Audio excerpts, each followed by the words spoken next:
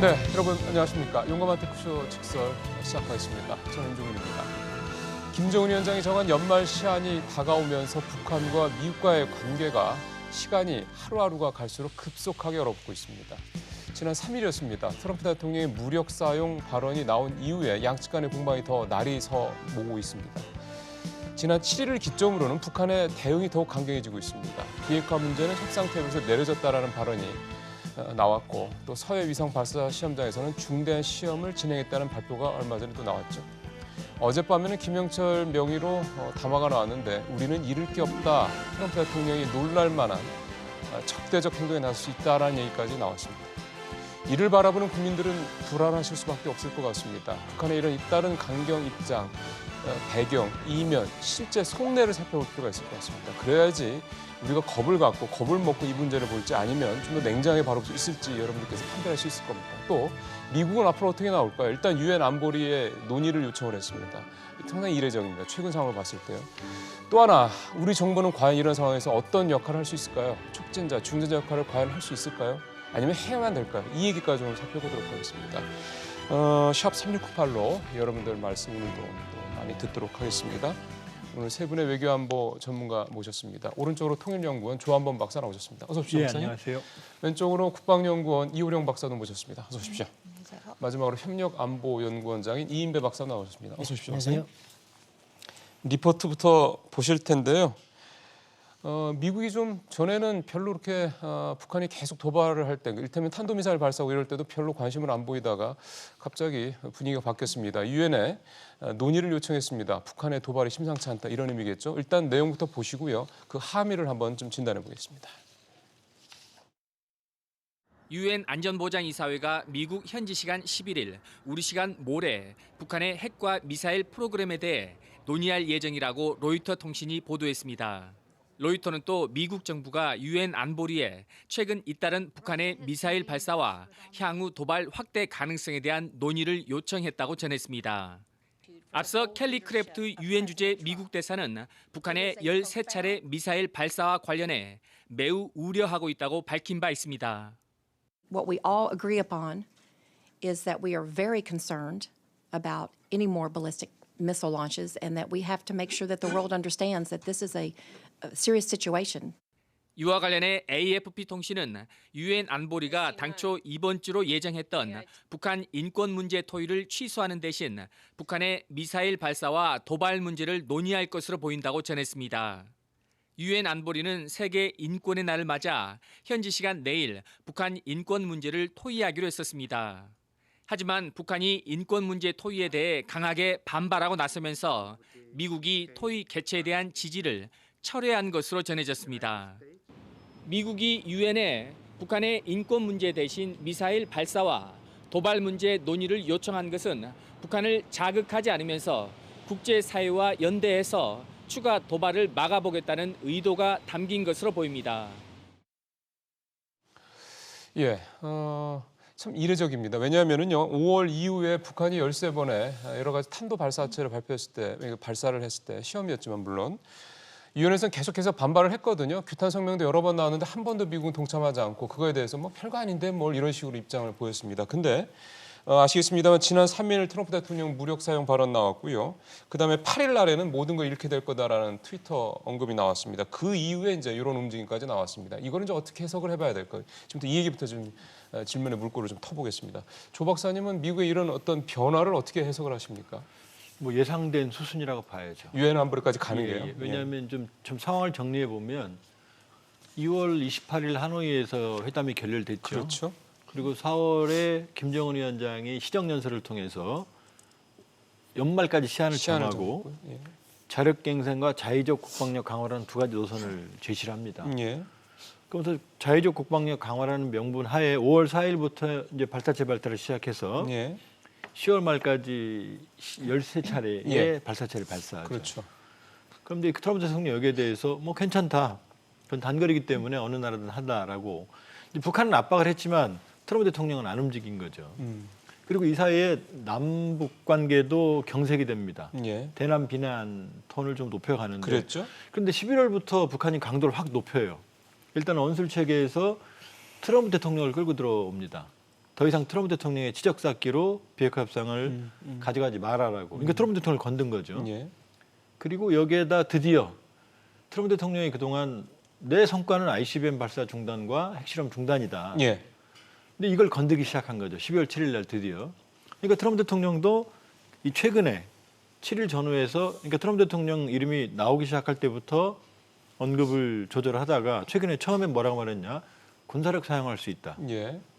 두 번째 단계에서는 내가 대선인데 개입하지 말라. 예, 그랬죠. 그리고 마지막에 이제 모든 걸 이룰 수 이룰 있다. 수 이렇게 있다. 말했거든요. 그랬죠. 여기에 대응해서 북한도 대응을 해오는 거고. 그러면 이 상황을 본다 그러면 이미 연말 시한이라고 하는 김정은 위원장의 데드라인이 스스로 정한 데드라인이 다가오고 있거든요. 그러면 사실 가장 지금 조급한 예. 건 김정은 위원장이죠. 그러니까 만일에 정말로 협상의 판을 깨고 도발을 하고 싶다 그러면 조용히 있다가 연말 지나면 도발하면 되거든요. 근데 지금 이 얘기는 이 압박과 대미 비난의 수위는 높이고 있지만 내심 연말 전에 미국에게 협상 카드를 내놓으라고 하는 고강도의 압박이라고 볼 수 있죠. 그 북한이 역으로. 역으로요. 그러니까 그러니까 훨씬 초조함을 반영하는 행보라고 볼 수 있죠. 그러니까 국민들께서 이런 최근 일련의 상황을 보면서 굉장히 걱정이 커지실 텐데 의외로 속내는 북한이 오히려 초조하고 더 불안하고 그럼요. 지금 더 가장 걱정이 많은 거다. 성과를 원하는 건 김정은 위원장이라고 볼 수 있죠. 알겠습니다. 이제 이런 부분들을 여러분께서 좀 잘 감안하시면서 좀 행간의 의미를 좀 해석을 하시면 좋을 것 같습니다. 자, 이제 두 분한테도 역시 같은 질문을 드리겠습니다. 이 박사님께서는 어떻게 보세요? 조금 더 넓게 좀 봐도 될 것 같습니다. 네, 그 전적으로 조 박사님 말씀하신 거에 동의를 하죠. 지금 북미 관계에서 누가 더 초조함을 보이는가. 굉장히 어떻게 보면 이례적으로 북한이 11월, 12월에 대해서 굉장히 초조함을 많이 보이고 있다라는 그렇죠. 시그널을 보이고 있어요. 그렇죠. 예. 근데 문제는 이 초조함을 과하게 보이는 거에 대해서 어떻게 평가할 것인가. 그냥 북한이 오히려 초조하기 때문에 미국에게 협상을 더 원하는 그러한 강압으로 가는 건지 아니면 이게 의도치 않은 잘못된 계산으로 가서 주고받다가 도발로 정말로 가는 도발을 할 건지. 그런 예. 상황으로 갈 건지에 대해서는 우리가 좀 유의해서 볼 필요가 있는 거죠. 예. 그래서 이러한 부분과 관련돼서 어떻게 상황을 캄다운 시킬 것인가가 중요한데 예. 지금 보면은 미국도 그렇고 북한도 그렇고 서로 초조함을 보이지만 거기에 대해서 주도권을 놓기 싫어하는 싫어하는, 그런 모습을 보이고 있는 거죠. 그래서 저는 어떻게 보면 이 상황이 굉장히 2000년에서 2002년 상황이랑 매우 유사하다라고 그래요? 생각이 들어요. 보면은 우리가 2018년에 전략적 결단 이후에 굉장히 대화 모드로 갔었죠. 그렇죠. 2000년에 북미 공동 커뮤니케라든지 6.15 정상회담이라든지 뭐 이런 게 쭉 전개가 됐었죠. 그러다가 2002년에 강석주와 켈리가 2차 우리 핵위기와 관련돼서 제2차 이제 북한 핵위기가 터진 거죠. 그 증거를 제시하자 예, 예. 우리는 그것보다 더한 것도 갖고 있다. 이번에 김영철 발언을 보면서 굉장히 유사한 느낌을 받은 거죠. 김영철은 우리는 더 이상 잃을 잃을 게 것이 없다. 없다. 그리고 그 뒤에 나온 내용을 보면은 결국에는 우린 단합해서 어떤 걸 예. 어떤 의지를 갖고 다 문제를 해결할 수 있다라는 그러한 입장이거든요. 그래서 보면은 2002년의 그러한 상황과 핵보다 더한 것을 갖고 있다. 김영철의 발언에 더 이상 잃을 것이 없다라고 했을 때 그때도 2002년의 상황을 보고 이걸 어떻게 평가를 했을까와 관련돼서도 그때도 지금과 비슷한 평가를 했던 것 같아요. 그렇다면 2002년 이후에 북한이 걸어왔던 상황을 보면은 결국에는 핵 능력을 계속해서 키웠죠. 고도화시켜왔던 방법인 거죠. 근데 그렇다면 이번에 이것도 북한이 굉장히 이례적으로 그 어느 때보다 초조함을 많이 보이고 있는데 그 이후에 보이는 행보는 어떠한 행보를 걸을 것인가. 지금 보면은 7일 날 이제 중요한 시험을 했었고 예. 그 시험은 북한의 앞으로 향후 전략적 지위를 예. 변화시킬 예, 수 예. 있는 그러한 내용이다라는 부분을 암시를 했잖아요. 그렇죠. 국방과학원 예. 대변인을 예. 통해서 예. 그리고 나서 그러면 이거와 관련돼서 어떠한 행동을 취할 것인가. 그럼 북한이 중장거리 미사일 시험 발사와 관련돼서 이때까지 액체 연료를 사용했는데 이 부분이 고체 연료가 된다면 그러면 북한이 그 전에 갖고 있던 어떻게 보면 전략적 지위에 예, 변화가 예. 온다라고 볼 예. 수가 있는 거죠. 예, 예. 그다음에 인공위성과 관련돼서도 이제 인공위성을 예. 시험 발사할 가능성이 높다라고 하는데 예. 우리는 이제 그거를 예. 미사일의 능력 향상으로 봤는데 거기에 예. 탑재할 수 있는 위성 그 능력도 우리가 생각했던 예. 것보다 수준이 높아질 수도 있다라는 거죠. 예. 그런 측면에서 좀 생각을 폭을 좀 보다 넓게 가질 필요가 있다라는 생각이 듭니다. 예, 지난 7일 서해 위성 발사 시험장에서 있었던 중대한 시험에 대한 아직 북한이 구체적인 내용을 하지 않고 있기 때문에 이 얘기는 지금 이 박사님이 언급을 좀 해주셨지만 잠시 후에 조금 더 두 분 말씀까지 좀 더 들어보도록 하겠습니다. 이 박사님한테는 이렇게 하나 더 좀 추가해서 여쭤보겠습니다. 하여간 북한이 그동안에 보였던 모습이랑 좀 바뀌었단 말이에요. 유엔이 뭐 이런저런 식으로 심지어는 지난 10월에서 지난달 28일 두 차례 연속으로 북한의 탄도미사일 발사와 관련해서 유엔 안보리 회원국 중에서 영국, 프랑스 등 유럽 쪽 6개국이 규탄 성명까지 내놨었거든요. 근데 그때만 해도 미국 동참하지 않았다가 갑자기 불과 한 달이 뭡니까? 한 일주일 사이에 입장이 확 바뀐 건데 네, 이거까지 그랬죠. 좀 결부해서 좀 설명을 좀 해주시면 좋겠네요. 네, 보면은 미국이 그 북한의 인권 그 토론회 할 때도 미국이 거부해서 사실은 무산된 바가 있었고요. 그러면서까지 북한을 좀 자극하지 않았었죠. 그렇죠. 뿐만 아니라 탄도미사일에 관련돼서도 유럽의 6개국, 그중에 한 뭐 5개국이 이렇게 발표할 때도 미국은 빠져가지고 이렇게 예. 힘 빠지는 그런 결의가 나올 그러니까요. 정도였었습니다. 그런데 갑자기 미국에 제의해서 이야기를 하고 있는데 저는 이것을 보면서 이런 생각이 들어요. 일단 이게 지금 치킨 게임 같은 거거든요. 치킨 게임이 뭐냐면은 그 미국의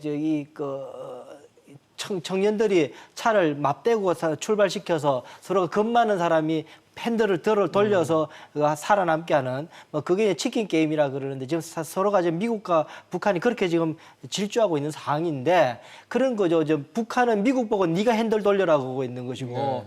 미국은 북한 보고 네가 핸들 돌려라. 그러네요. 그래서 그런 상황으로 지금 계속 가고 있는데 그 중에 하나가 지금 네가 핸들 돌려라라고 하는 사인 중에 하나가 미국이 하고 있는 게 이거죠. 그러니까는 유엔 안보리에서 일토하게해서 더 세게 밀어붙일 수 있다라고 사인을 줌으로 인해서 북한으로 그럼 네가 핸들을 돌려라고 지금 사인을 하고 예. 있는 것 아닌가라는 생각이 들고요. 어젯밤에 보니까 재미난 게 있었는데 보니까는 이수용 고문까지도 나서 김영철 다음에 나왔더군요. 예, 부위원장이 또 한마디 했는데 그걸 보면은 트럼프 대통령이 굉장히 좀 당혹스러워하고 있다라고 이야기를 막 해요. 우리 속내가 궁금할 텐데 굉장히 당혹스러워하고 있다. 막 그러면서 이야기를 쭉 풀어내는데 저는 그걸 보면서 뭐 이거 좀 심각한 이야기인데 이렇게 우스게 해서 좀 죄송합니다만 예전에 그 꽁트 중에 그 코미디 중에 그런 게 있었습니다.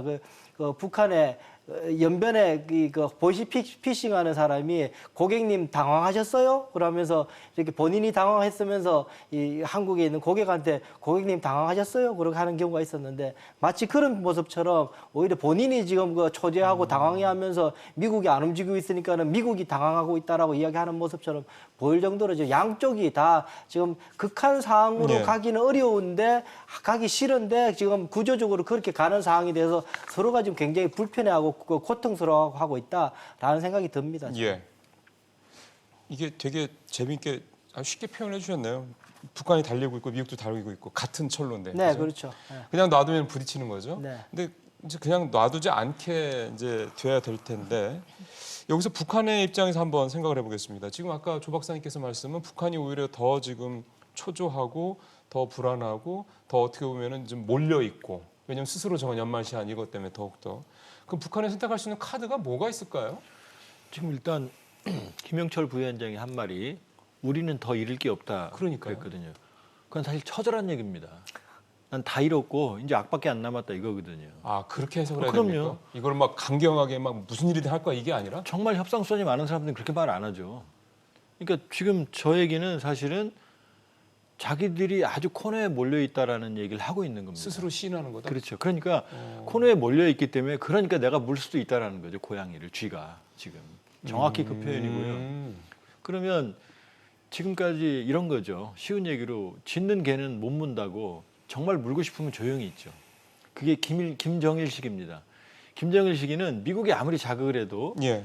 한국이 아무리 요청을 해도 말을 안 했어요. 조용히 있다가 핵실험을 하거나 아니면 도발 카드로 맞대응을 했거든요. 그때는 북한이 자신감이 있을 때입니다. 협상에 레버리지가 있고 도발할 수 있는 카드가 있을 때 그렇게 했거든요. 근데 지금 저렇게 수없이 정말로 전 듣기에도 지칠 정도로 담화가 자주 나와요. 맞아요. 예. 그리고 즉각적으로 나옵니다. 모든 사람들이 동원돼서. 예. 그 얘기는 뭐냐면 결국 언술 말고는 할 수 있는 행동이 많지 않다라는 얘기죠. 그건 왜냐하면 지금 북한이 자꾸 새로운 길을 위협을 하는데 그러면 지금 트럼프 대통령이 가장 성과로 제시했던 ICBM 발사하고 핵실험을 건드리는 거거든요. 그렇죠. 지금 그걸 건드린 겁니다, 지금. 그런데 건드린 겁니까? 건드릴 수도 있다라고. 건드린 거죠. 왜냐하면 건드린 아직 거다. 한 건 아닌데 동창리는 바로 로켓이거든요. 그렇죠. ICBM이거든요. 예. 상징하는 바가. 그러니까 그걸 드디어 건드리니까 트럼프 대통령이 강력하게 지금 이 반응을 보인 거거든요. 그러면 결과적으로 북한이 선택할 수 있는 고강도 카드는 ICBM과 핵실험을 재개하는 거고 그렇죠. 그거는 트럼프 대통령한테 치명상이죠. 그렇죠. 왜냐하면 대선에서 지금까지 코너에 몰려 있는데 탄핵으로 자기가 내세운 유일한 성과가 흔들리는 거기 때문에 트럼프 대통령은 참을 수가 없겠죠. 근데 만일에 그걸 건드려 버리면 트럼프 대통령이 양보하느냐? 그건 아니죠. 거꾸로죠. 정말로 트럼프 대통령이 모든 걸 북한이 이룰 수 있는 고강도의 군사적인 카드까지 만지작거릴 거거든요. 그거는 김정은 위원장이 원하는 카드가 아니죠. 그렇죠. 그러니까 이번 동창리도 지금 내용은 얘기 안 하면서 신용만 하는 거거든요. 뭐 전략적인 지휘까지. 정말로 전략적인 지휘를 변화시킬 수 있는 시험이었으면 제가 보기엔 화면에 내보냈을 겁니다. 그러니까 제가 보기엔 카드는 명시적인 도발은 아니면서 미국을 피곤하게 만드는 카드. 그러니까 동창리 움직임 보였죠? 남은 건 풍계리입니다. 풍계리 핵실험장을 복구하는 거죠. 그때 갱도를 파괴했었죠. 다시 복구하는 모습을 보이면 다시 옛날로 돌아가는 거죠. 그 다음에 SLBM을 단거리 형태로 발사하거나 아니면은 협상 중단을 선언하고 핵 보유국의 지위를 강화하겠다고 선언하는 겁니다. 그럼 이건 새로운 도발은 아니거든요. 행동은 아니니까. 그러면 미국이나 국제사회가 추가적인 제재를 하는 명분은 약하고 북한은 미국과 국제사회를 압박할 수 있는 수단이 되는 거거든요. 그러니까 정말로 김정은 위원장이나 그 주변의 스태프들이 머리가 있다 그러면은 예. 누구나 알 수 있는 그런 고강도 ICBM 발사 핵실험 카드를 쓰진 않겠죠. 그 후과는 뻔하기 때문에. 그러니까 예. 새로운 길은 북한이 선택할 수 있는 새로운 길은 다양합니다. 생각보다. 알겠습니다. 북한이 선택할 수 있는 카드. 조 박사님의 그 말씀을 좀 들어봤고요. 두 분도 좀 북한이 선택할 수 있는 카드가 무엇인지 얘기를 좀 해봐야죠. 우리 이 원장님께서는 어떤 카드가 있다고 보세요? 이번에 보면 동찰리 위성 발사라고 위성 발사 시험장에서 장소 실험장에서 했다 그래 그게 보니까는 조선중앙통신은 했는데요. 노동신문에는 그걸 밝히질 않았더라고요. 그 이야기는 무슨 말이냐면 대남의 주민들은 모르고 있다는 이야기예요. 조선중앙통신은 공개하는 방송이 아니거든요. 그건 이제 대외적으로 그 철저하게 미국한테만 보여주는 이야기였다. 그렇게 볼 때는 이게 지금 사인 자체가 지금 그 사실은 왜 그러냐면 이거 자체가 북한 주민이 봐서 그렇게 막 아주 폼나는 건 아니에요. 그냥 이렇게 이 그라운드 버닝이라 그래서 엔진 그 연소 실험을 한 거기 때문에 이거 자체가 뭐 북한 주민들이 와 만세할 정도 뭐도 아닌 거죠 사실은.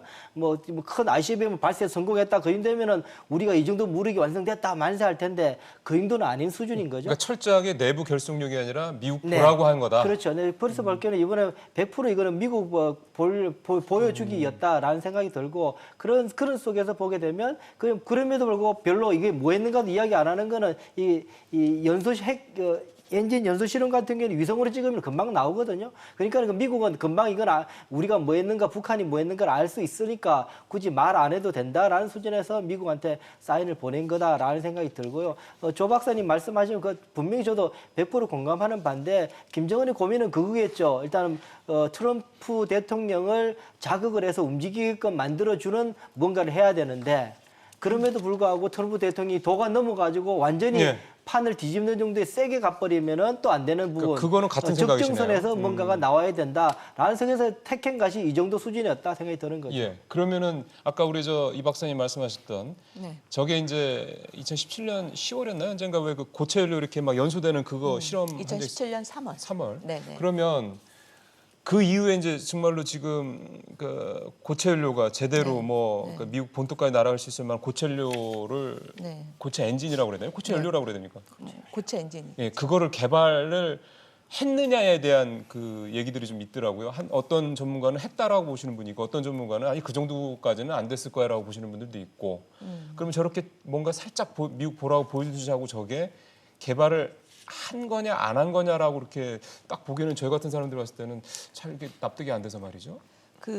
저는 두 가지 정도에 대해서 좀 우리가 생각을 해봐야 될 게 첫 번째가 북한의 어떤 기술 능력이라든지 이런 거를 좀 과소평가해 왔던 경향이 있어요. 그러니까 우리나 서방이. 우리나 서방이나.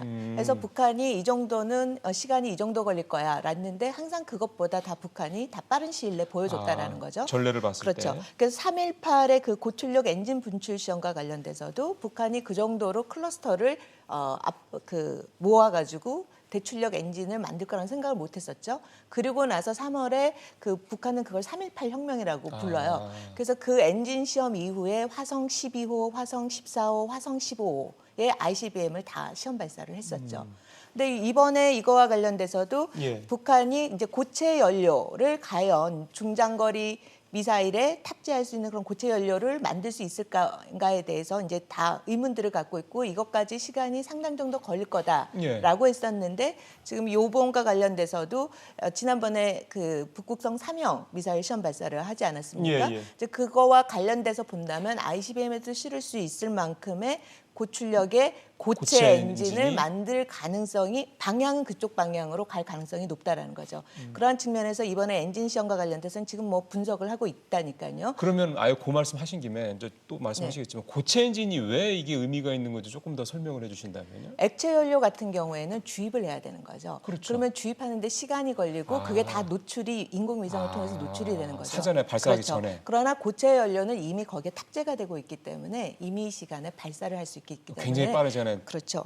찾기 전에. 네, 찾기 전에 그 이미 차이가 탑재가 돼 있군요. 있기 때문에 그래서 고체 연료가 있을 경우에는 전략적인 이 가치가 훨씬 더 높다라고 볼 수가 있는 거죠. 그런 측면에서 이제 미국은 이거를 상황을 이번에 비록 엔진 시험이라고 할지라도 주목을 한다라고 볼 수가 있고요. 근데 앞에서도 이제 많이들 말씀해 주셨는데 북한이 먼저 자기네들이 선행 조치를 했다라고 취했다라는 게 이제 두 가지인 거죠. 동창리 엔진 시험, 동창리 그 발사장과 관련돼서 이제 더 이상 ICBM을 발사하지 않는다라는 그랬죠. 부분에 있어서 동창리 시험장을 어떻게 보면 폐쇄 조치를 했다라고 볼 수가 있고 또 하나가 이제 풍계리 핵실험장을 폐쇄했다라고 볼 수가 있는데 이제 거기에 최근에 들어서 북한이 계속해서 미국한테 보내는 신호 중에 하나는 트럼프 대통령이 그 이후에 우리가 이 선행 조치를 취한 것 같고 마치 정치적인 승리를 한 것처럼 선전하는 거에 대해서 그렇게 하지 않도록 하겠다라고 이야기를 한 거죠. 그래서 동창리 시험장과 관련돼서는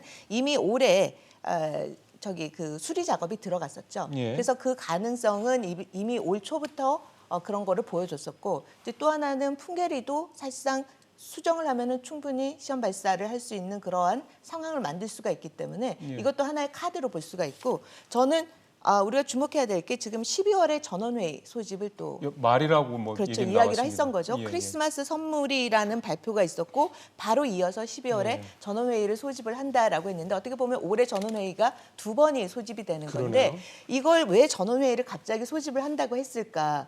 그 돌아서 보면은 2018년 4월에 전원회의 소집을 통해서 북한이 핵경제 병진 정책과 관련돼서 바로 ICBM을 발사하지 않고 핵실험을 하지 않겠다라는 걸 전원회의를 통해서 이야기를 하고 나서 사실상 이제 전략적 결단이라는 조치를 취한 거죠. 그렇다면 북한이 그 순서로 본다면 북한이 전원회의를 소집하고 그 전에 크리스마스 선물이라는 이러한 시험을 하기 위해서는 전원회의 소집이 필요한 거죠. 이미 2018년 4월에 전원회의에서 발표했던 그 내용과 관련돼서 뭔가 다른 내용을 이야기를 하고 거기에 따른 시험 발사를 한다라는 수순이 내부적으로 필요한 게 아니었나라는 생각이 들어요.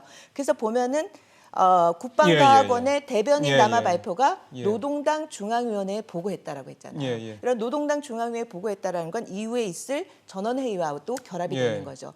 그러한 측면에서 저는 북한의 인공위성 발사라든지 아니면 그 이후에 이 고체 연료와 만약 엔진 시험을 했다면 이 엔진 시험의 성공과 관련돼서 결부시킬 수 있는 어떤 시험 발사가 있을 거라고 예측해 볼 수 있다라고 생각이 듭니다.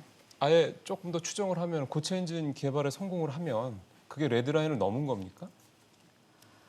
미국 입장에서는 이미 레드라인이 넘은 거라고 볼 수가 있는 거죠. ICBM이나 핵실험을 하지 않겠다라고 하고 이제 비핵화 협상에 들어가기로 했는데 선행 조치를 이제 다 뒤엎는 거기 때문에. 네. 그러면은 조금 더 정리를 좀 해볼 필요가 있는데요. 그러니까 로켓 추진체를 사용하는 로켓은 이제 고체 연료를 사용하는 엔진이 있고 고체 엔진이 있고 고체 연료가 필요하죠. 그렇죠. 그다음에 액체 엔진이 있고 액체 연료가 필요하고. 근데 북한은 고체 연료는 이미 개발을 끝냈어요. 왜냐하면 북극성 SLBM은 액체 연료를 안 쓰고 고체를 쓰거든요. 근데 북극성 1형, 2형, 3형까지 모두 성공적으로 발사를 했거든요. 그러니까 네. 고체 연료는 개발이 끝났습니다. 이미 오래전에. 그리고 2017년 3월 달에 318 엔진이라고 하는 이제 백두산 엔진이라고 그게 이제 80톤짜리인데 우리가 쓰는 KSLV 차기 발사체의 1단 로켓이 75톤짜리입니다. 75톤짜리 4개를 먹거든요. 근데 북한은 80톤짜리예요. 근데 75톤짜리 왜 4개를 먹냐면은 이게 인공위성은 높이 올라가기 때문에 추력이 훨씬 많이 필요한 거고 예. 80톤 정도면은 ICBM으로 충분합니다. 살짝 나갔다 들어오기 때문에. 그러니까 엔진 추력으로는 이미 액체 엔진은 완성이 끝났고요. 고체 로켓 엔진도 고체 대출력 발동기라고 그래서 이미 2017년 6월 달에 북한이 완성을 선언했어요. 예. 그러니까 지금 보면은 액체 엔진, 고체 엔진, 액체 로켓, 액체 연료, 고체 연료 모두 다 개발이 끝났어요. 그러니까 이거는 이미 그 임계점을 넘기 전에 다 끝난 상황이고요. 이제 남은 건 지금 북극성은 중거리입니다. 그러니까 ICBM에 쓸 수 있는 고체 엔진만 남아 있거든요. 근데 이번에 그 실험을 했느냐 안 했느냐가 지금 관건인데 우리 추정에는 이 중거리 로켓 엔진과 ICBM 고체 엔진 로켓은 근본적으로 달라요. 그러니까 이 로켓 엔진 구조가 다르기 때문에 그 정도를 개발했을 개연성은 지금 반반입니다.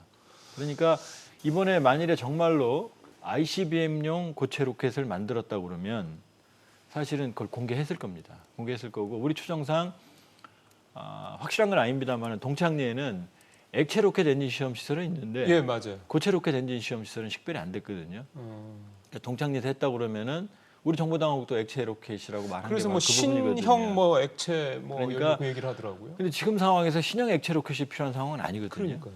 그러니까 318 엔진의 성능을 개량을 했든지 아니면 우리 이인배 원장님 말씀처럼 철저하게 미국에 대한 압박용인 거죠. ICBM을 쏠 수 있다라고 하는. 근데 만약에 그게 단순히 반반 정도라면은 그냥 저희 같은 일반인 입장에서 봤을 때는 미국이 저렇게 반응하는 걸 보면 그게 반반에서 조금 더 미국이 별로 좋아하지 않는 쪽, 그러니까 고체 연료 쪽으로 간 게 아니냐라는 생각이 좀 들어서 말이죠. 안 그랬으면은 굳이 쟤네들이 저렇게까지 안 하던 일을 벌이지 근데 이제 않을까라는 거죠. 기술적 진보보다는 지금 트럼프 대통령인 거죠. 그러니까 ICBM을 건드리기 시작한 거죠.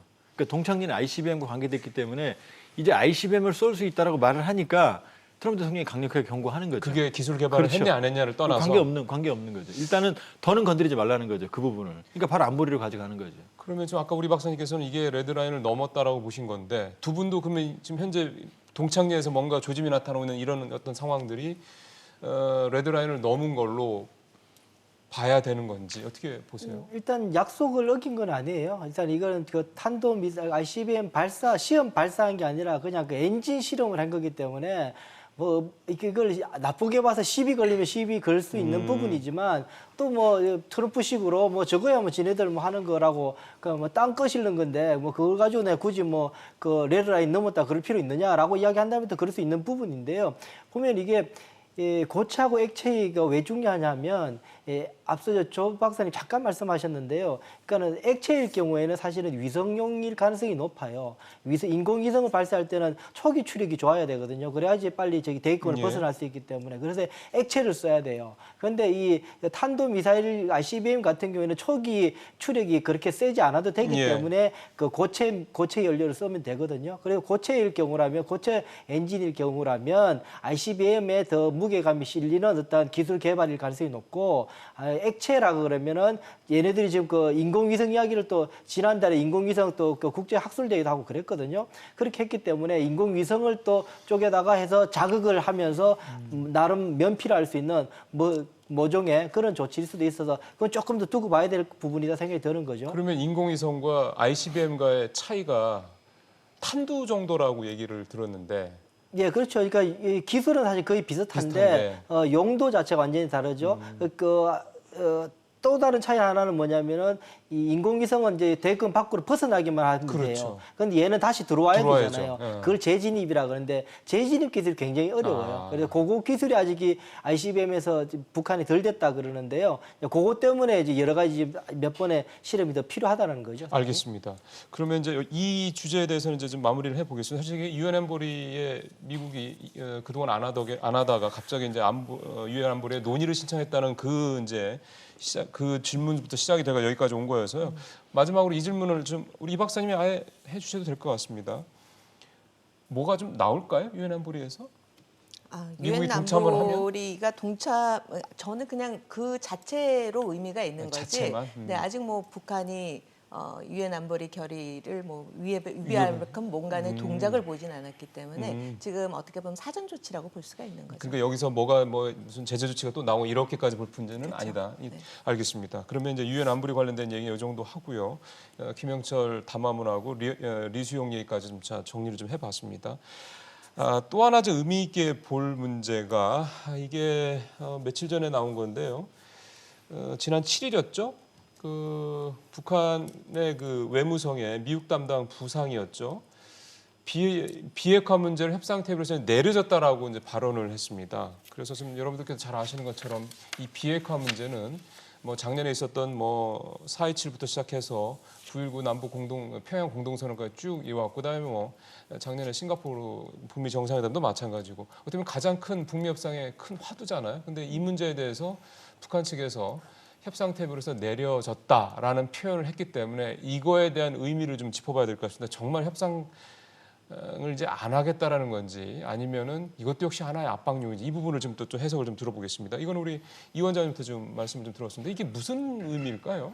김성 유엔 대사가 했던 게 최근인데요. 사실은 저게 김성이 예. 처음 말을 한 건 아니고요. 최선희 제1부상이 러시아에 지난달 말에 갔었죠. 러시아에 갔을 때 그 러시아 외교상을 만나고 그때 그 기자들한테 한 말이 똑같은 말을 해요. 비핵화에 대해서 미국과의 비핵화 그 협상을 이제 협상 테이블에 내려왔다라는 이야기를 똑같은 말을 최선희가 먼저 해요. 사실 아시겠지만 최선희의 이야기는 거의 김정은의 속내를 이렇게 대변하듯이 하는 상황이어서 저 정도까지 지금 마음이 갔구나라는 생각이 들은 부분이었는데 그 이야기를 김성 그 유엔 대사가 또 한 거거든요. 그렇게 볼 때는 굉장히 저 이야기는 제가 볼 때 그냥 블러핑이라고 하는 그냥 미국에 대한 압박용 수준이 아니라 꽤 높은 수준에서의 결단이 내려진 것 아닌가. 최소한 당분간 제가 볼 때는 그 당분간이라는 것이 트럼프 대통령이 재선이 결정 나거나 어쨌든 그 시점까지는 더 이상 협상을 안 하려고 그런 것 아닌가라는 생각이 들 정도로 저는 좀 높은 수준의 결심이라는 생각이 저는 듭니다. 알겠습니다. 이거 이제 이 원장님 이렇게 판단을 하셨고 이 박사님은 어떻게 판단하세요? 이거가 정말로 협상 카드를 접은 건지 어떻게 봐야 됩니까? 보면 이수영 북한 노동당의 그 국제 담당 부위원장의 말 중에 재밌는 부분이 아직 김정은 위원장은 트럼프 대통령에 대해서 이렇다 저렇다 할 얘기를 하지 않았다라는 부분을 강조를 하고 있는 거죠. 어젯밤에 나온 담화 그렇죠. 내용이네요. 어제 담화문 내용을 보면은 그러면은 이 테이블에서 내려왔다라는 거는 제 생각에는 실무 차원에서의 더 이상의 북미 간의 협상은 없다. 그러나 이 그 탑들 간의 대화에 이 채널은 계속해서 열어놓고 있다라는 게 지금 며칠간의 이 대화 내용을 보면은 담화문의 내용을 보면은 그 부분은 계속 열어놓고 있는 거죠. 그래서 아직 김정은 위원장은 미국 트럼프 대통령에 대해서 이렇다 저렇다 할 평가를 하고 있지 않다라는 부분을 계속해서 강조하는 거를 본다면 실무 회담은 더 이상 하지 않는다. 그러나 의미 없다. 그러나 탑 간에 트럼프와 김정은 위원장 간에 어떻게 보면 대화할 수 있는 그런 공간은 여전히 지금 만들어 놓고 있는 게 아닌가라는 생각이 듭니다. 자, 이 조 박사님 어떻게 더 해석하십니까? 그 재밌는 게요. 최선희 부상이 먼저 협상 테이블 내려질 수 있다. 그다음에 리태성은 내려졌다라고 말했는데 최선희와 리태성보다 높은 사람들은 지금 말씀하신 대로 대답을 내놔라. 연말까지 대답을 내놔라. 지금 트럼프에 달려 있다. 이 말이 섞여 있거든요. 아니 협상택이 내려왔으면 끝난 거죠. 근데 이게 보면 막 지금 혼재돼 있어요. 예. 그러니까 지금 대미 압박 차원의 얘기지. 지금 최고 지도자라고는 김정은 위원장이 이미 연말까지라고 선을 그어놨거든요. 그럼 연말까지는 대들한테도 기다려야 되는 거죠. 그리고 지금 일정이 잡혀 있는 당 중앙위원회 전원회의에서 어떤 결정이 날 때까지 기다려야 되는 거거든요. 근데 밑에 사람들이 막 말이 막 섞여 있는 거죠. 뭐 내려왔다부터 시작해서 이 얘기는 지금 대미 압박을 강화하는 큰 흐름은 잡혀 있는데 톤은 조정이 안 되고 있는 거죠 지금. 조정이 안 되는 겁니까? 일부러 미국 헷갈리라고 저러는 겁니까? 그 정도로 지금 김정은 위원장 스텝이 제가 보기엔 체계성 있는 것 같지 않아요. 예. 오히려 그러면 협상석에 내려왔다는 얘기는 더 윗사람들이 해야 되는 거죠. 근데 밑에 사람들이 그래야지 더 얘기하고 강력한 압박이 되는 밑에 건데. 사람 얘기해요. 그다음에 김정은 위원장은 아무 말도 안 했다. 아직 기다리고 있다. 이 얘기거든요. 그러면 보면 큰 틀에서 이번 동창리 움직임도 그렇고 적어도 지금 이런 행보거든요. 강화되고 있어요. 언소리나 행보나가 계속 강화되고 그렇죠. 있거든요. 강경일변으로 가고 그럼요. 있죠. 그럼 제가 보기엔 향후에도 좀 더 자극적인 행보들은 나올 겁니다. 그러나 정말로 판이 깨졌다. 협상 테이블 내려왔다는 얘기 끝났다는 얘기거든요. 그 선언이 최고위층에서는 안 나오겠는 거죠. 그게 전원회의가 될 그렇죠. 수 있는 연말까지는 겁니까? 안 나올 겁니다. 연말까지는. 전원회의에서도 아마 이게 어려우니까 이제 새로운 길을 가겠다 정도로 나오는 거지 구체적으로 노선을 정하지는 않을 거예요. 예. 저는 그 여기에서 조금 이제 심각하게 보는 이유가 뭐냐면요. 예. 이 같은 주제를 좀 북한하고 미국하고 다르게 이야기하는 게 이번에 드러났는데 무슨 말이냐면 트럼프 대통령이 처음으로 싱가포르 합의를 달고 시비를 걸었어요. 그 전까지는 10월 달부터 시작해서 계속 북한 이야기한 것이 싱가포르 손해 회담에서 합의를 한 것을 미국이 지켜라, 미국이 지켜라. 그렇죠. 계속 그때도 트럼프 대통령이 별로 대꾸가 없었는데요. 역으로 지금 말하는 게 뭐냐면 트럼프 대통령이 이번에 이거 모든 걸 이룰 수 있다라고 할 때 무슨 말을 하느냐 하면 이렇게요. 김정은 위원장이 아주 스트롱하게 비핵화에 대해서 합의해서 서명했다.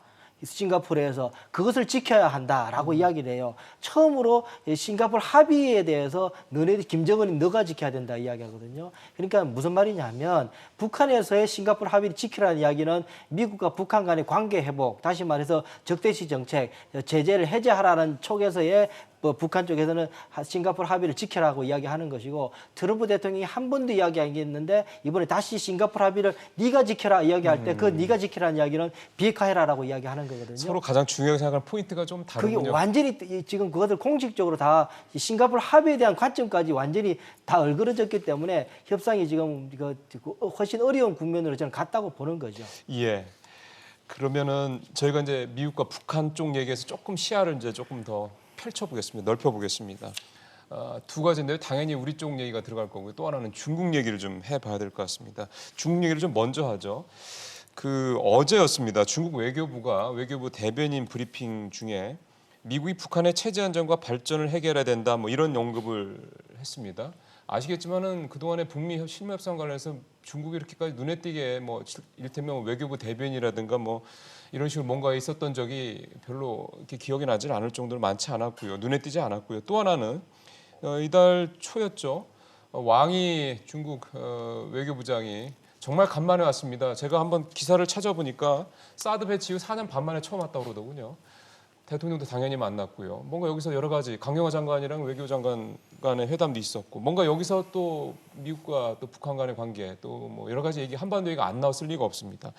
그래서 중국이 왕이가 왔다 간 이후에 이런 외교부 대변인의 어떤 이런 브리핑 내용 나온 것 이런 것들을 좀 한번 의미를 한번 짚어봐야 되지 않을까 싶은 생각이 들어서요. 내용이 정말 있는 건지 아니면 그냥 하는 얘기인지 이 얘기 한번 해보죠. 이 박사님 먼저 좀 어떻게 보셨어요? 중국 최근의 이 모습은? 일단 중국은요, 미국 간의 미중 간의 지금 무역 분쟁으로 인해서 관계가 매우 안 좋은 거죠. 그렇죠. 매우 안 좋은 것 중에 또 하나 또 지적재산권의 문제 네. 이 부분과 관련돼서도 어떻게 보면은 중국이 더 소외될 가능성이 있는 거예요. 네. 이 문제가 강해지고 미국이 기술을 지원을 해주지 않으면 결국에는 중국 입장에서는 기술 협력과 관련돼서 도움을 청할 수 있는 거는 유럽, 한국, 일본밖에 없는 거예요.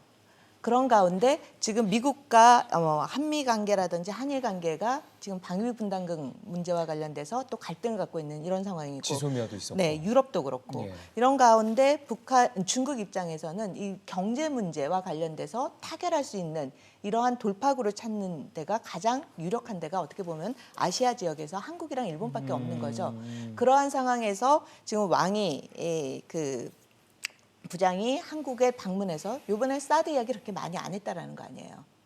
이런 점을 봤을 때는 사실 중국도 굉장히 보면 미국 문제라든지 이런 거 관련돼서 그렇게 좋지는 않다. 그다음에 중국 경제가 지금 내년 경제와 그 예. 성장률 같은 경우도 좀 6% 미만으로 떨어질 5% 중반 그렇죠. 얘기까지 나와요. 그 예. 정도로 중국도 경제도 안 좋고 그렇죠. 그다음에 시진핑 체제와 관련돼서 안에서도 굉장히 내적인 그런 예. 갈등 관계가 있다라는 이런 이야기가 들린다라고 본다면 결국에는 중국 입장에서도 주변 네. 국가의 관계를 좋게 가져갈 수밖에 없는 거죠. 그런 측면에서 한중 간의 관계라든지 중일 간의 관계라든지 한중일 관계의 협력이 굉장히 어떻게 보면 필요한 그러한 시점에 중국도 전략적으로 필요한 상황이라고 볼 수가 있는 거고요.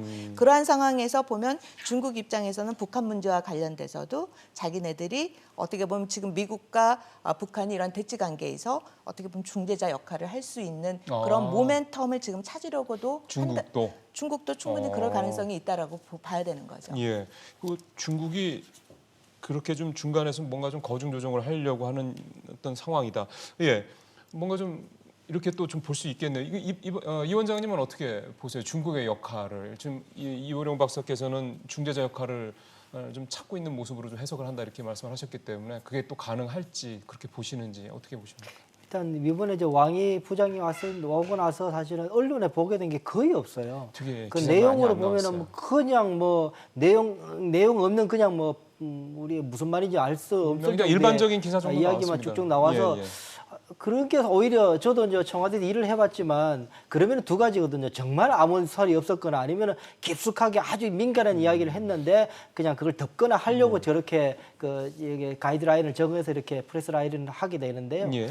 제가 볼 때는 이번에 왔을 때 사실은 첨예한 이슈도 굉장히 많았거든요. 그러니까요. 예, 지금 사드 문제도 분명히 있었고 우리도 한한령 문제 좀 풀어야 되는 것도 강하게 좀 요구했어야 되는 상황이고 뿐만 아니라 INF라고 중단거리 미사일 그 제한 협정 미국이 해제가 하고 나서 그 후에 한국하고 일본하고 지금 저 미사일 배치하는 문제 거기도 미국이 좀 들썩대고 있어서 거기도 중국으로서는 미리 세기도 박아야 되는 상황일 테고 뿐만 아니라 5G 문제로 화웨이 장비 쓰는 문제도 아직도 살아있는 문제고 여러 가지 문제들이 걸려 있었거든요. 근데 하나도 이야기가 안 나오고 이야기 나오는 거 보면은 깜짝 놀란 게 대통령 말씀하신 게 뭐냐면 그냥 그 비무장지대 국제 평화 지대화 만드는 거 중국이 좀 뭐 지지해 달라.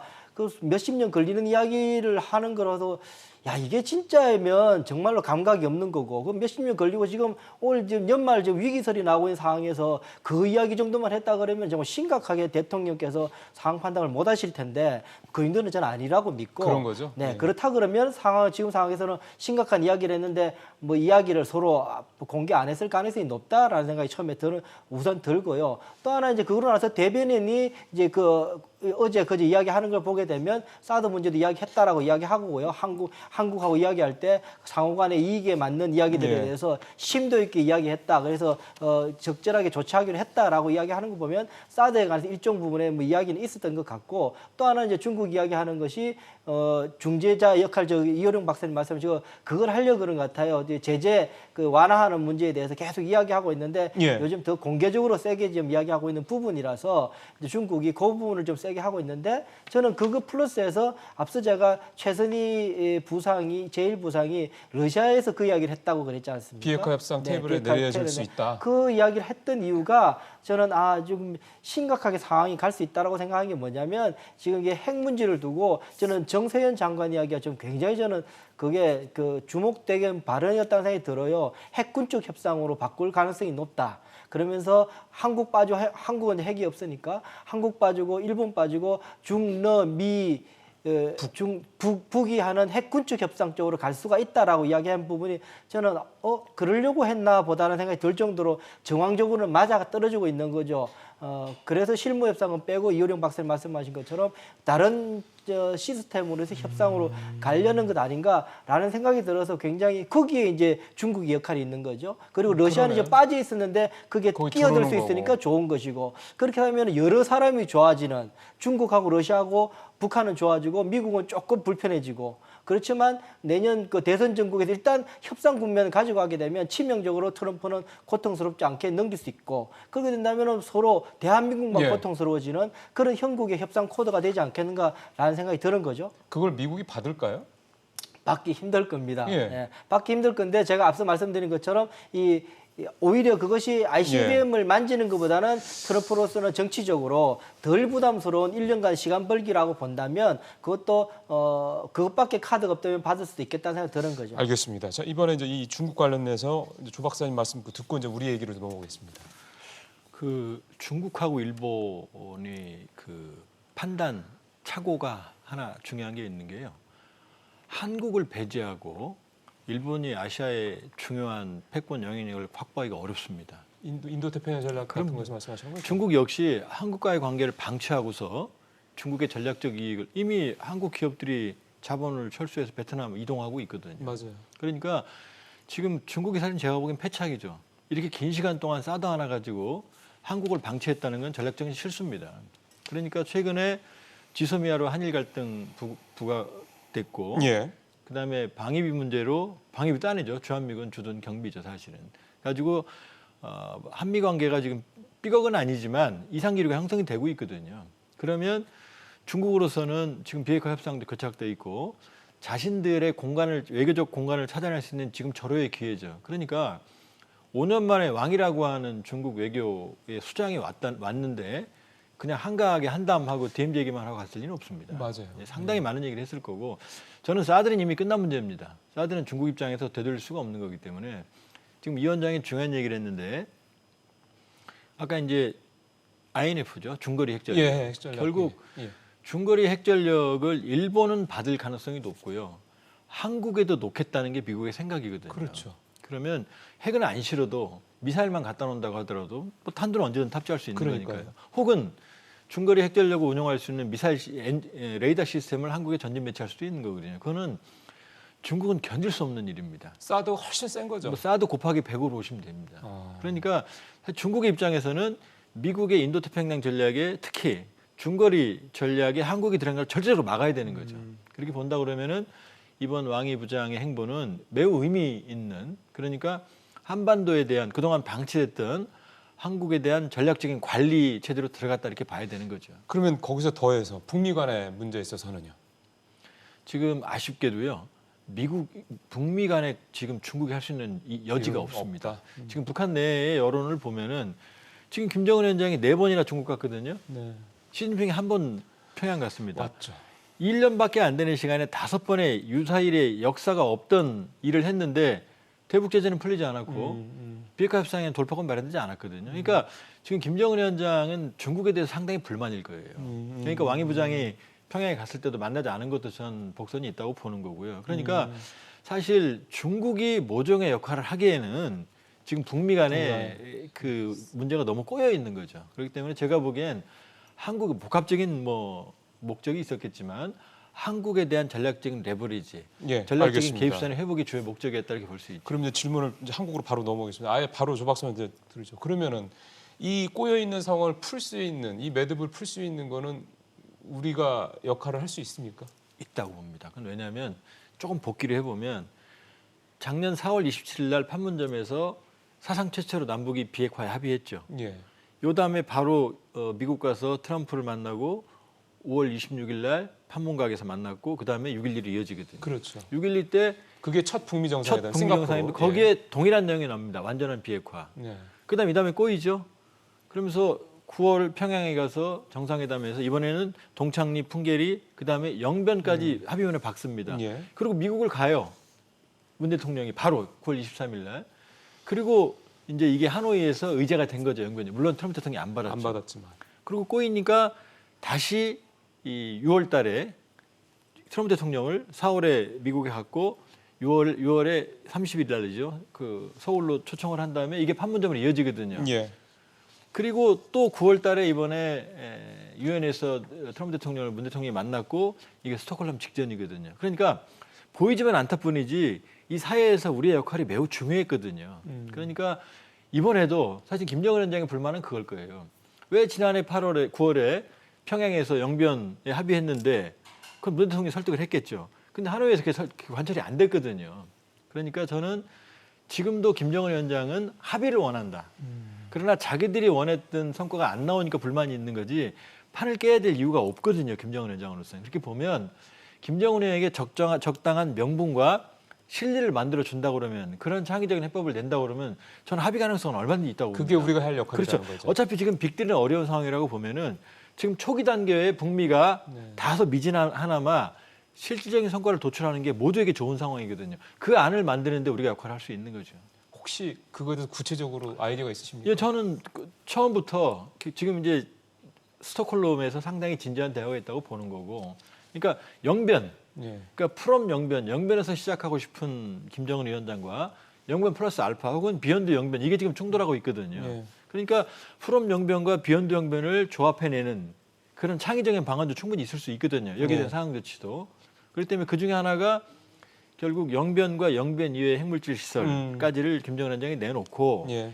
여기에 대한 충분한 상응 조치, 미국의 제재 해제 예. 부분적인, 그다음에 한국의 금강산 관광 사업 재개, 오이사 해제, 그다음에 개성공단 사업 예. 재개 정도의 패키지만 묶는다 그러면은 북한으로서도 크게 나쁜 건 아니거든요. 알겠습니다.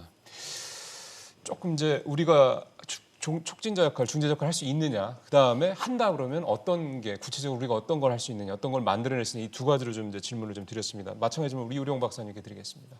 저는 조금 박사님하고 생각이 틀린 게요.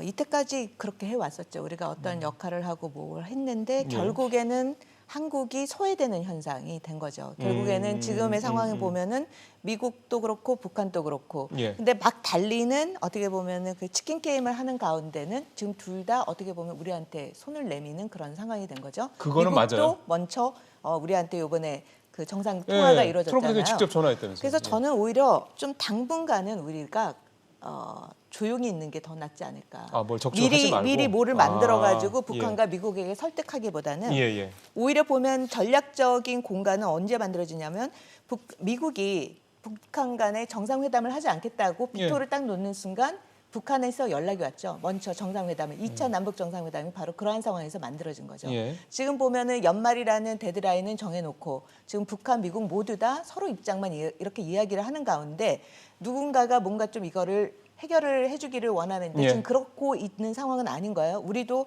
어떻게 뭐를 하라고 딜을 하기에는 사전에 그 전에 이미 많은 이야기들을 했을 거예요. 아마 저희 조 박사님께서 말씀하신 그러한 창의적 해법도 아마 양쪽에 이미 던져줬을 거예요. 그러나 그동안 받지 않았었던 거죠. 그래서 저는 이 상황에서 뭐를 주고받고에 우리가 중간에 무슨 안을 제시하기보다는 오히려 이렇게 기다리고 양쪽이 정말 다급하면은 정말 충돌을 원하지 않는다면 그때 한국을 이용할 가능성이 높다라는 거죠. 그럼 우리가 왠지 캐스팅 보트를 쥐고 있는 것 같습니다. 저는 그래서 오히려 이렇게 좀 기다리는 것도 어떻게 보면 우리의 하나의 전술이 되지 않을까라는 생각이 들어요. 그러면서 어떠한 북한이 A로 가든 B로 가든 거기에 대한 대비 태세를 갖추면서 지금 요 상황을 잘 주시를 하는 것도 조용히 로키로 가면서 이 상황을 관리하는 것도 우리한테는 굉장히 어떻게 보면 전술적인 해법이 아닌가라는 생각이 들어요.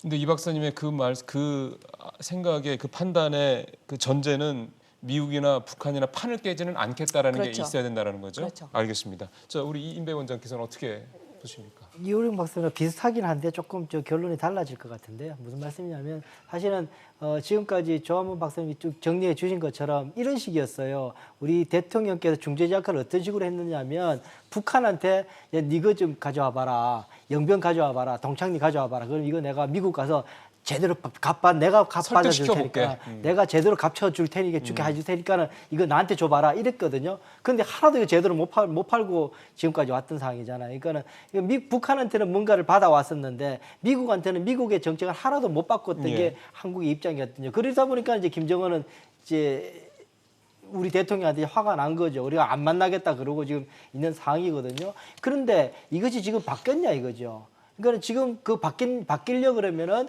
우리 대통령께서 이 트럼프 대통령 미국의 정책 입장들 스태트를 변화시킬 수 있을 만큼의 뭔가 있어야 되는데 그것이 없을 경우에는 북한한테도 설득력을 가질 수가 없고 그렇죠. 미국한테도 설득력을 가질 수 없는 상황입니다. 그렇죠. 제가 볼 때는 그런 상황이기 때문에 기다려야 된다는 건 맞는데 그거는 같은 생각이고 그렇기 때문에 지금 움직일 공간이 없어서 우리는 기다릴 수밖에 없다라는 생각이 드는 거죠. 그런데 그러면은 기다리는 상황 속에서 올해 만약에 북한하고 미국하고 협상이 완전히 연말이 지나고 나면 지난번처럼 이제 비빌 때가 우리밖에 없으니 김정은 위원장이 우리를 통해서 다시 한 번 더 다리 놔달라라는 식으로 갈 거냐.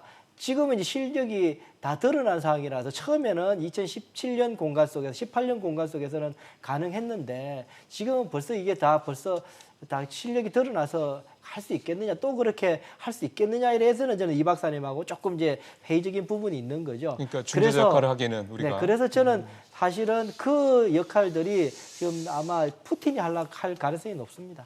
러시아가 푸틴, 갑자기 네. 튀어나오네요. 네, 왜요? 푸틴이 아마 이제 그 사실은 푸틴이 왜 필요하냐면 러시아는 지금 그 생션을 북한하고 비슷하게 받고 있잖아요. 예. 이제 우크라이나 사태 때문에도 그렇고 여러 가지로 좀 깝깝한 상황이 있고 거기에다가 전략적으로는 러시아하고 중국하고 지금 그 에너지 전략을 좀 묶고 있는 상황이고 맞습니다. 여러 가지 전선을 갖고 있기 때문에 그렇다고 해서 지금 또 이 동아시아에서 푸틴도 다시 한 번 더 이게 원래 푸틴은 이 동아시아 전략을 중요시했거든요. 이 블라디보스톡 쪽에 그 부통령으로 있으면 총리로 있으면서 예. 굉장히 정성을 들였으면서 키워왔기 때문에 아마 푸틴이 이제 다시 한 번 더 본인이 이제 마지막 이번에 임기를 하는 상황 속에서 한반도 문제를 통해서 미국하고 딜을 내서 이물 풀 가능성이 높다. 그렇게 보면 저는 푸틴이 나서서 중재 역할, 지금 중국도 지금 용도 폐기가 됐거든요. 그러니까 중국은 좀 네, 말씀하셨고. 한국도 지금 용도 폐기돼 있는 이제 어려운 상황이거든요. 아. 그럼 남아 있는 카드는 이제 북한이 러시아다. 기대고 할 수 있는 카드가 러시아밖에 러시아다. 없고 러시아는 꽤나 사실은 우리가 잊혀졌던 그 액터지만 예, 행위자지만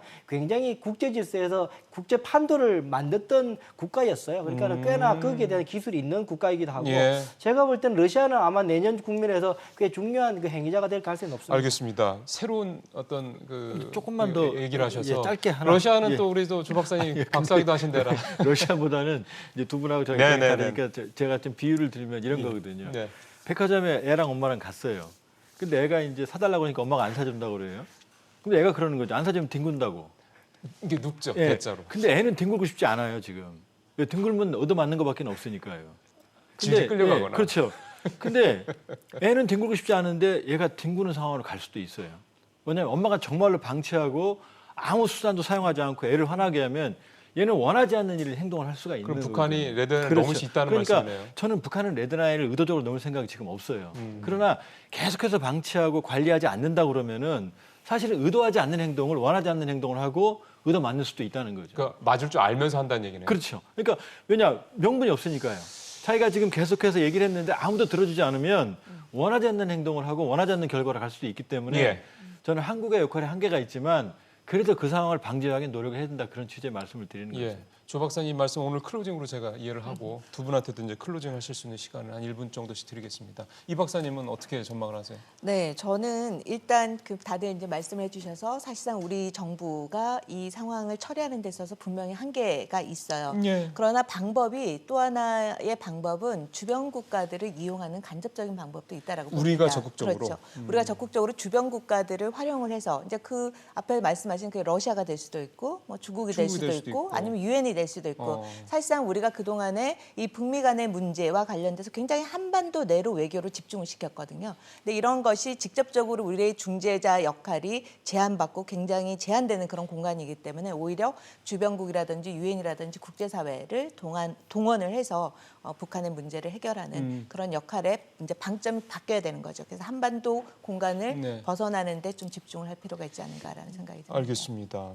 이인배 원장님한테는 아까 그 러시아 말씀이 클로징인 것 같아서요. 거기다 제가 좀 더 부연 설명을 좀 해주셨으면 좋겠어서 그 지금 이 박사님 말씀을 하시니까 드리는 말씀인데 그렇게 우리 쪽에 니즈도 있고 수요도 있고 해서 러시아에 또 관심도 있고 해서 그렇게 된다고 그러면 사실은 러시아는 트럼프 대통령과 하여간 여러 스캔들도 좀 있고 한 데라 뭔가 미국 측에서는 조금 더 중국보다는 훨씬 더 덜 부담스러운 어떤 그런 중재자 역할로 좀 갈 수도 있지 않겠냐 그런 생각이 문득 하여간 들어서요. 저도 조금 더 구체적으로 그게 현실 가능성이 있다라는 점은 어떤 점 때문에 그렇게 보시는지. 일단 여러 국가들이 사실은 러시아가 할 수 있는 그 한국하고도 가스 파이프라인 문제가 이게 사실은 이 보수 진보 할 것 없이 이 북방 정책에서 했던 것 중에 하나가 이거 가스 라인 연결하는 게 늘 있었고 지금도 마찬가지지 않습니까? 그러니 한국하고 러시아 관계 속에서도 이 필요하면 그게 왜 안 되냐면 북한 때문에 안 된 문제 아닙니까? 그러니까 우리로서도 평화 경제를 하려고 그래도 러시아하고도 걸려 있어요. 뿐만 아니라 미국도 어쨌든 중재자가 필요한데 앞서 말씀드린 것처럼 중국이든 한국이든 별로 지금 효과가 없었으니 러시아라는 카드를 활용할 카드가 있는 것이고 러시아는 이 동아시아에서의 영향력 확보라는 차원도 있고 미국과 이제 관계 속에서 사실 풀면서 내에서 할 수 있는 부분도 있고 예. 하다 보니까 모든 나라가 사실은 이 러시아 액트가 되는 것에 대해서 거절할 필요가 없는 상황일 수 있다. 내년 되면. 예. 예. 그래서 그러니까 그런 내년이라는 상황이 좀 올해 굉장히 어려워져서 협상이 더 이상 진전이 안 되고 교착세가 어려워질 상황이면 러시아가 나올 수 있다라는 생각이 드는 거죠. 예, 알겠습니다. 새로운 어떤 말씀도 좀 나오셔서요. 아마 여러분들께서 지금 현재 상황을 판단하시는데 오늘 이 세 분의 말씀이 좀 도움이 되실 거라고 충분히 좀 생각이 좀 되네요. 자, 오늘 최근 북한의 상당한 강경했던 모습들, 뭐 이런 부분들, 그다음에 미국의 어떤 태도, 그다음에 우리가 정말 중대적 촉진자 역할을 할 수 있을지, 지금 러시아까지 얘기가 나왔습니다. 뭔가 좀 돌파구가 만들 수 있을지에 대한 부분까지 좀 세 분과 얘기를 나눠봤습니다. 통일연구원 조한범 박사님 모셨고요, 이우령 국방연구원 박사님, 그다음에 협력안보연구원 이인배 원장님까지 말씀 나눠봤습니다. 잘 들었습니다. 고맙습니다. 고맙습니다.